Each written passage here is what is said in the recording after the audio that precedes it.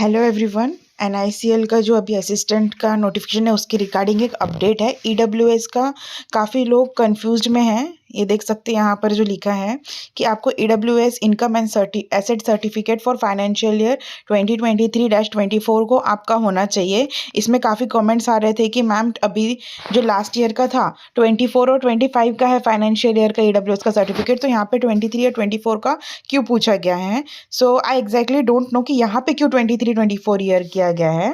पहले मैं आपको बताती हूँ कि डिफरेंस क्या होता है। देखिए, ईडब्ल्यूएस का जो सर्टिफिकेट आएगा वो तो फाइनेंशियल ईयर 24 से 25 होगा आपका, और जो वो किस बेसिस के इनकम सर्टिफिकेट पे बनेगा, इनकम पे ही बनेगा ना, आपका इनकम सर्टिफिकेट देख करके बनता है जो ईडब्ल्यूएस, वो आपका रहना चाहिए 1 साल पहले की इनकम देखी जाती है। ठीक है, तो उसमें जो रहता है 23-24, ये मैं आपको बताती हूँ कहाँ लिखा रहता है। ठीक है, देखिए जैसे कि यहाँ पर उन्होंने मेंशन किया है ईडब्ल्यूएस का कि the income shall include income from all sources, that is salary, agriculture, business, profession, etc. and it will be income for the financial year 23-24। Income आपका 1 साल पहले का देख रहे हैं, फाइनेंशियल ईयर 23-24, उसका जो ईयरली इनकम बनेगा उसके बेसिस पे आपका next the certificate should have been issued after 31 March 2024।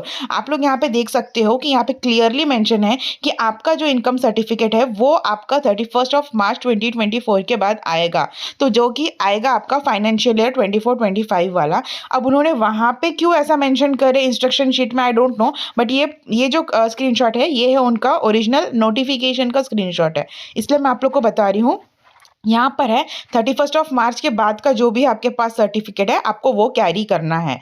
ठीक है, ये चीज़ का ध्यान रखिए। अब इन्होंने यहाँ पे शायद मेरे ख्याल से या तो प्रिंटिंग मिस्टेक में भी हो सकती, या तो फिर उन्होंने उनका कहना होगा कि इनकम के बेसिस पे 23-24 के ऐसा कुछ होगा। Exactly I also don't know. अगर आपको स्टिल कुछ भी कन्फ्यूजन है तो आप नोटिफिकेशन एक बार रेफर करो अच्छे से, आपको समझ में आ जाएगा ये फॉर्मेट है। और जो भी टाइमिंग जो भी यहाँ पे इन्होंने तो क्लियरली मैंशन कर दिया है कि आपको इशू होना चाहिए 31 मार्च 2024 के बाद में, तो आपको इसमें तकलीफ नहीं होनी चाहिए या फिर कोई कन्फ्यूजन नहीं होना चाहिए। But still if you are having any confusion, आप एनआईसीएल के जो भी अथॉरिटी होंगे आप उनको कॉल करके आप उनसे एक बार पूछ सकते हो कि क्या है करके।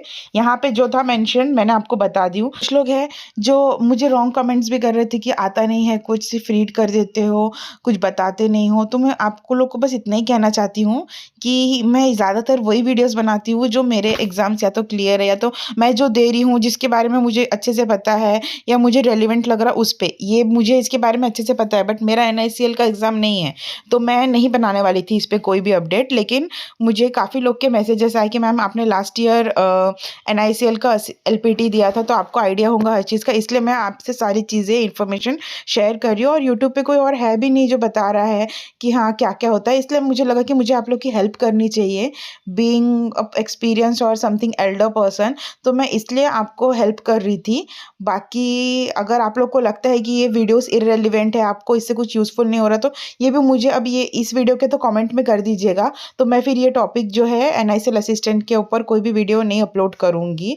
मतलब जो भी है आगे मैं सोच रही थी, क्योंकि मेरे को ऐसे कि अगर मुझसे अगर कोई गलती भी हो रही तो मुझे बताओ कि हाँ ऐसा ऐसा है करके, मे भी शायद गलत हो गया।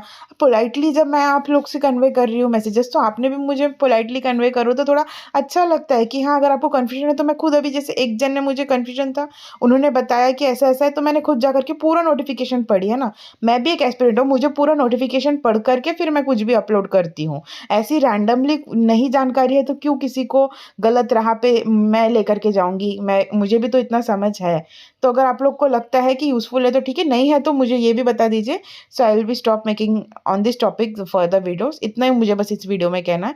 बाकी मुझे लगता है कि शायद आपका ईडब्ल्यूएस का कन्फ्यूजन अभी दूर होना चाहिए, क्योंकि यहाँ पे उन्होंने डायरेक्टली मेंशन किया है, तो वो लोग आपको वहाँ जाने के बाद डॉक्यूमेंट वेरिफिकेशन में कुछ भी नहीं बोल सकते। आप उनको क्लियरली दिखा सकते हो कि ये देखिए ये नोटिफिकेशन में इसके बाद का 31 मार्च 2024 का बाद का इशू होना चाहिए, यहाँ पे क्लियरली मेंशन है। ठीक है, अगर उनकी मिस्टेक होंगी प्रिंटिंग तो इट्स ओके, नहीं तो अगर कुछ भी डाउट है तो आप एनआईसीएल के एक बार अथॉरिटी जो भी उनका टोल फ्री नंबर होगा वहाँ पे कॉल करके एक बार आप क्लियर कर सकते हो। दैट्स इट फॉर टुडे, और डू लेट मी नो कि इस टॉपिक पे वीडियोस और होना या नहीं होना। Thank you.